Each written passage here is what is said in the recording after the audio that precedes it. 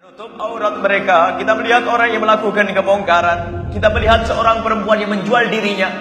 Siapa di antara kita yang di saat melihat saudara kita yang tidak sholat, saudara kita yang melakukan kebongkaran, ada saudara kita yang mampu atau melakukan atau menuju perzinahan, mungkin lagi perempuan dibonceng seorang laki-laki.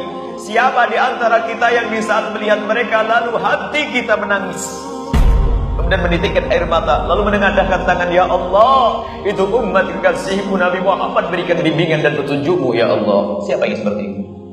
Pernah tidak kita mendengar orang melakukan zina? Naudzubillah, si fulan berzina. Pernahkah kita menangis di saat mendengar seperti itu?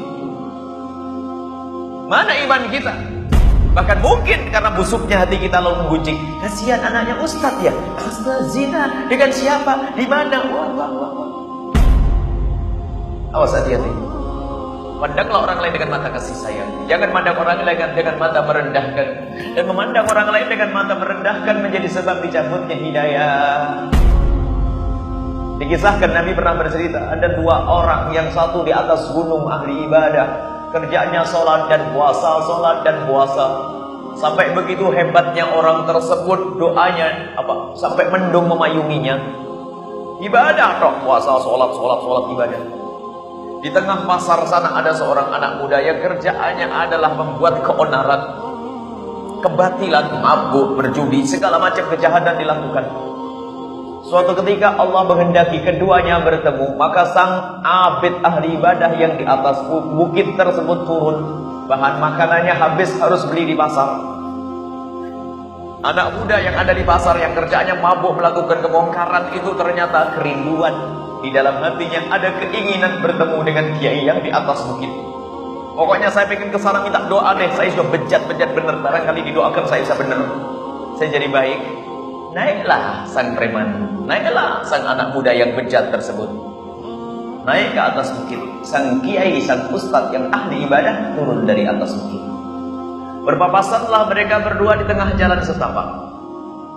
Bukan seperti jalan sekarang, jalan aspal besar begini, bukan, tapi jalan setapak. Jika tidak ada yang mengalah, maka tidak akan bisa melanjutkan perjalanan. Sang anak muda yang katanya bejat tersebut, di saat melihat sang ustadz, sang ahli ibadah di hadapan matanya, kaget dia. Ustadz, kok ketemu di sini? Saya belum siap ketemu di sini. Sampai begitu kagumnya, terduduk sang anak muda tersebut di jalan setapak, dan dia minggir di jalan setapak dengan memberikan isyarat dengan tangannya yang artinya silakan. Sang ahli ibadah tak kenal betul ini preman jago mabuk, zina, segala macam melakukan dosa. Dia tahu di saat melihat preman tersebut dengan pandangan, mau kemana dia nak berada? Tidak mengucapkan assalamualaikum, hendak kemana engkau?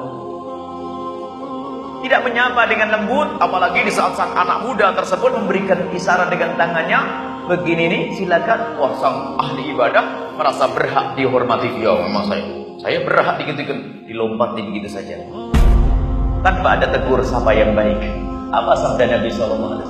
Lihat, orang yang katanya ahli ibadah tersebut karena telah memandang orang lain dengan mata merendahkan, maka itu menjadi sebab hidayahnya dicabut oleh Allah. Maka jangan memandang orang dengan mata merendahkan. Begitu sebaliknya, orang biarpun bejat tidak baik kalau masih mengagungkan tempat-tempat mulia, mengagungkan ulama, mengagungkan masjid, mengagungkan syiar, mengagungkan majelis ilmu. Ya. Ada orang tidak sholat, ulama tidak sholat, tapi kalau ada majelis taklim langsung membantu, diam-diam, menghormat. Lihat pada akhirnya dia harus tobat. Allah akan memilih dia. Jadi orang kalaupun bejat tapi hatinya masih memuliakan ke syiar, memuliakan masjid, ulama, maka ketahuilah pada waktunya akan dipanggil oleh Allah untuk tobat. Tapi begitu sebaliknya, kalau orang sombong merendahkan orang lain, sangat dikhawatirkan hidayah itu dicabut oleh Allah Subhanahu wa ta'ala.